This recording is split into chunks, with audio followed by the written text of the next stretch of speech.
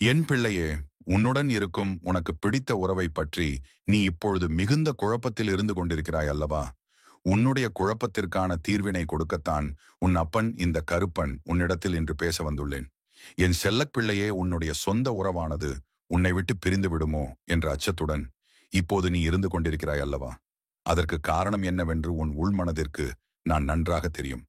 உனக்கு அதிகமான குழப்பங்கள் ஏற்பட்டு மனவேதனையில் நீ இப்பொழுது இருந்து கொண்டிருக்கிறாய். அவர்கள் உன்னை விட்டு பிரிந்து விடுவார்களோ என்ற அச்சம், பயம் உனக்குள்ளே இப்போது ஏற்பட்டிருக்கிறது. என் குழந்தையே, உன் பக்கம் தவறு இருப்பதால் தான் இப்பொழுது உனக்குள் இந்த குழப்பமும் ஏற்பட்டிருக்கிறது. உனக்குள் இந்த சந்தேகம் எதனால் எழுந்திருக்கிறது என்று சற்று நீ யோசித்து பார்க்க வேண்டும். என் குழந்தையே, அந்த உறவு உன்னை ஆழ்மனதில் நேசிக்கக்கூடிய நபராகத்தான் இருக்கிறார்கள். நீதான் உனக்குள் இந்த குழப்பத்தை வைத்துக்கொண்டு உன்னையும் குழப்பி உன் உறவையும் நீ குழப்ப முயற்சி செய்து கொண்டிருக்கிறாய். என் செல்லமே, உனக்கு பிடித்த அந்த உறவின் மனம் வருந்தும்படி நீ பேசிவிட்டாய் அல்லவா? அதனால்தான் உனக்குள் இப்படிப்பட்ட சந்தேகம் எல்லாம் எழுந்திருக்கிறது உன் ஆழ்மனதில். நீ இப்பொழுது அதை நினைத்து அச்சப்படுவதற்கு பதிலாக நீ அவர் மனதை வேதனைப்படுத்தாமல் இருந்திருக்கலாம் என்று யோசிக்கிறாய் அல்லவா? நீ மட்டும் சற்று யோசித்து சில வார்த்தைகளை எல்லாம் பேசாமல் இருந்திருந்தால் உனக்கு இந்த குழப்பமான நிலை என்றுமே ஏற்பட்டிருக்கிறது. நீ பேசும் வார்த்தைகளில் மட்டும் எப்பொழுதும் கவனமாக இருக்க வேண்டும். நீ சில சமயங்களில் முன் கோபத்தால் பேசுகின்ற வார்த்தைகள் அவர்களுடைய மனதை அதிகமாக காயப்படுத்தி விடுகிறது. ஆனாலும் உன் மீது கொண்ட உண்மையான அன்பினால்தான் அவர் அதையெல்லாம் பெரிதாக எடுத்துக்கொள்ளவில்லை. ஒரு சில காலம் அவர்கள் மீது நீ கோபமாக இருந்திருக்கலாம், வேதனையிலும் இருந்திருக்கலாம். ஆனாலும் அவர்கள் உன்னை ஒரு நாளும் கைவிட்டது இல்லை. உன் மீதான பாசம் அவர்களுக்கு குறைந்ததும் இல்லை. என் தங்கப்பிள்ளையே, அவர்கள் உன் மீது அளவு கடந்த அன்பு வைத்திருக்கிறார்கள். உன்னை விட்டு செல்ல மாட்டார்கள் என்ற காரணத்திற்கு இதற்கு மேலும் நீ அவர்களை காயப்படுத்தும்படி பேசிவிடக்கூடாது. என் தங்கப்பிள்ளையே, நமக்கு பிடித்த உறவுகளிடத்தில் நாம் எப்பொழுதும் விட்டு கொடுத்து போவதில் எந்த தவறும் இல்லை. அவர்களுக்கு பிடித்தது போல நடந்து கொள்ள வேண்டும். அவர்களுக்கு பிடித்த செயல்களை செய்ய வேண்டும் என்று நினைப்பதிலும் தவறில்லை. ஆனால் சில சூழ்நிலைகள் காரணமாகத்தான் உன்னை அறியாமலேயே இது போன்றெல்லாம் உன் வாழ்க்கையில் நடந்து விடுகிறது அல்லவா? உனக்கு சாதாரணமாகவெல்லாம் இப்படி பேசும் பழக்கமில்லை. நீ தவறுதலாக பேசிவிட்டாலும் நீ பேசிய வார்த்தைகளை எல்லாம் மீண்டும் பெற முடியாது அல்லவா?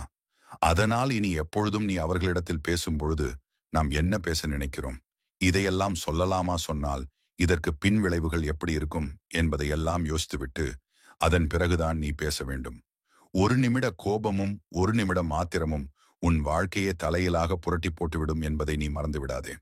உன்னை வேண்டுமென்றே கோபப்படுத்துவதற்கும் உன்னுடைய முன்கோபத்தை தூண்டி விடுவதற்கும் உனக்கு சிலர் தவறான வழிகளையெல்லாம் சொல்லிக் கொடுத்து கொண்டுதான் இருக்கிறார்கள். அப்படிப்பட்டவர்களையெல்லாம் உன் வாழ்க்கையில் நீ முக்கியத்துவம் கொடுப்பதை நிறுத்த வேண்டும். உன் மனதில் இருக்கின்றவற்றையெல்லாம் நான் பேசிவிடுகிறேன், வெளிப்படையாகவே இருந்து விடுகிறேன் என்று சொல்லிவிட்டு இப்பொழுது நிம்மதி இல்லாமல் இருப்பது நீ மட்டும்தான் என்பதை புரிந்து கொள்.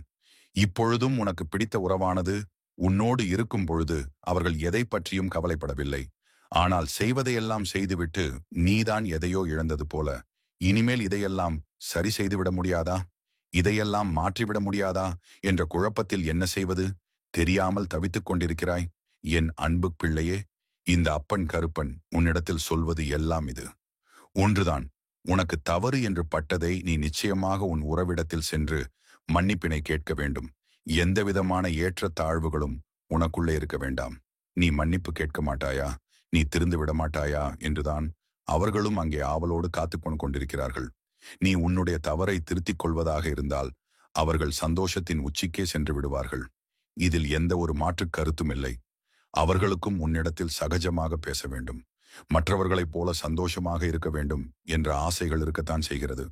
அதனால் என் அன்பு குழந்தையே, தவறுகள் எவ்வளவு சிறிதாக இருந்தாலும் சரி, பெரிதாக இருந்தாலும் சரி, தனக்கு வேண்டியவரிடத்தில் நாம் மன்னிப்பு கேட்பதற்கும் அந்த மன்னிப்பினை கேட்கும் பொழுது மன்னித்து விடுவதற்கும் ஒரு நாளும் தயங்கக்கூடாது. இது போன்று உன் வாழ்க்கையில் வரக்கூடிய சிறிய சிறிய பிரச்சனைகளுக்கெல்லாம் சின்ன சின்ன தீர்வுகள் இருக்கத்தான் செய்கிறது. நீ உடனே பேசிவிட்டாயானால் அதுவெல்லாம் உனக்கு இப்பொழுதே முடிந்துவிடும். நீயாக அதை பெரியதாக்கி பெரிய பெரிய பிரச்சனைகளை எல்லாம் உன் எதிர்கால வாழ்க்கையில் கொண்டு வந்து விடாதே. அதன் பிறகு நீயாகவே உன்னுடைய உறவை பிரிந்து செல்லும் நிலைக்கு தள்ளப்பட்டு விடுவாய். அதனால்தான் உன் அப்பன் உன்னிடத்திலே இதை தெளிவாக சொல்லிக் கொண்டிருக்கிறேன். என் தங்கப்பிள்ளையே, நீயாக தவறு செய்திருந்தாலும் சரி அல்லது தவறு செய்யாவிட்டாலும் சரி, ஒருவருடைய உறவு நமக்கு வேண்டும். அவர்களிடத்தில் அன்பாக இருக்க வேண்டும் என்று நாம் எதிர்பார்க்கும் பொழுது சில விஷயங்களை எல்லாம் உன்னிடத்திலே சொல்லிக் கொள்ளலாம். அவர்கள் தவறு செய்தார்கள். அதனாலதான் நான் இதை செய்தேன். அவர்கள் அப்படி செய்தது எனக்கு பிடிக்கலை. அதனாலதான் நான் இப்படி பேசிட்டேன். இப்படி கூட நான் பேசலை என்றால் அவர்கள் எப்போது திருந்துவார்கள்? எப்போது தன்னை மாற்றிக்கொள்வார்கள்? நான் செய்வது சரிதான். நான் செய்தது தவறில்லை என்று என்னிடத்தில் சொல்வாயானால், என் அன்பு குழந்தையே, உன்னிடத்தில் நான் ஒரு விஷயத்தை சொல்கிறேன். நீ அமைதியாக கேட்க வேண்டும். என் தங்கப்பிள்ளையே, எந்த மனிதருக்குள்ளும் அவர்களுடைய தவறை நாம் நேரடியாக சுட்டிக்காட்டினால் அவர்களுக்கு நம்மீது கோபம்தான் அதிகம் வருமே தவிர அவர்கள் நம்மிடத்தில் அன்பு செலுத்த மாட்டார்கள். தான் செய்தது தவறு என்று நீ எப்படி சொல்லலாம் என்று அவர்களாகவே தங்களுக்குள் அந்த சுய கௌரவத்தை விட்டுக் கொடுக்க மாட்டார்கள். தான் செய்தது சரிதான் என்று தன்னை நல்லவர்கள் என்று காட்டிக்கொள்ள என்னென்ன இருக்கிறதோ அதை எல்லாவற்றையும் காரணங்களாக உன்னிடத்திலே சொல்வார்கள். அதனால் உன் அன்பானவர்களிடத்திலும் சரி, அல்லது உன் வாழ்க்கையில் யாராக இருந்தாலும் சரி, ஒரு இடத்தில் நீ ஒரு தவறினை கண்டுபிடித்தாயானால், ஒருவர் செய்கின்ற விஷயமானது உனக்கு பிடிக்கவில்லை என்றால், முதலில் அந்த நபரை நீ குற்றம் சொல்வதை தவிர்த்துவிட்டு, அது என்ன சூழ்நிலையில் நடந்தது என்று அந்த நபரை நீ குற்றம் சொல்வதை தவிர்த்துவிட்டு, அது என்ன சூழ்நிலையில் நடந்தது என்று அந்த நபரை நீ குற்றம் சொல்வதை தவிர்த்துவிட்டு, அது என்ன சூழ்நிலையில் நடந்தது என்று அந்த நபரை நீ குற்றம் சொல்வதை தவிர்த்துவிட்டு, அது என்ன சூழ்நிலையில் நடந்தது என்று அந்த நபர் சூழ்நிலையை நீ குற்றமாக கருத வேண்டும். இப்படி ஒரு சூழ்நிலையில் யாராக இருந்தாலும் கடுமையாகத்தான் பேசுவார்கள். இருந்தாலும் இப்படி கடுமையாக பேசுவதால் அவர்கள் மனம் காயப்படும் அல்லவா? இப்படி பேசுவதை இனி எதிர்காலத்தில் தவிர்த்து கொள்ள வேண்டும் என்று அந்த சூழ்நிலையை மட்டுமே காரணமாக காட்டி அவர்களை சாதாரணமான மனநிலைக்கு கொண்டு வர வேண்டும். அப்படி நீ கொண்டு வந்து பழகிவிட்டாயானால், ஆம், நாம் இப்படி பேசி இருக்கக்கூடாது, கடுமையான சொற்களை சொல்லி இருக்கக்கூடாது, என்னதான் நமக்கு கஷ்டமான சூழ்நிலையாக இருந்தாலும் நாம் பேசும் வார்த்தைகள் மற்றவர்களுக்கு எத்தனை பெரிய கஷ்டத்தை கொடுக்கிறது என்பதையெல்லாம் உணர்ந்து கொள்வார்கள். என் அன்பு பிள்ளையே, முடிந்தவரை நீ எல்லோரிடத்திலும் அன்பாக பழக வேண்டும். யாரிடத்திலும் இல்லாத ஒரு நல்ல குணம் உன்னிடத்திலே இருக்கிறது. அது என்ன தெரியுமா? நீ எல்லோரிடத்திலும் உண்மையாக இருக்கிறாய். நீ போலியாக யாரிடத்திலும் நடிப்பது கிடையாது. உனக்கு பிடித்த விஷயங்களைத்தான் நீ நாள்தோறும் செய்து கொண்டு வருகிறாய். இப்படி இருக்கக்கூடிய நீ உன் வாழ்க்கையில் சின்ன சின்ன மாற்றங்களை செய்து இன்னும் உன் வாழ்க்கை மிகச் சிறப்பானதாக இருக்கும். அது மட்டுமல்ல, உன்னை பிடிக்காதவர்கள் யாருமே இந்த பூமியில் இருக்க மாட்டார்கள். என் பிள்ளை, இதை மட்டும் நீ சரியாக செய்து வந்து விட்டால் போதும். இந்த கருப்பனின் ஆசீர்வாதங்களும் அன்பும் துணையும் என்றென்றைக்கும் உனக்கு முழுமையாக கிடைத்துக் கொண்டே இருக்கும்.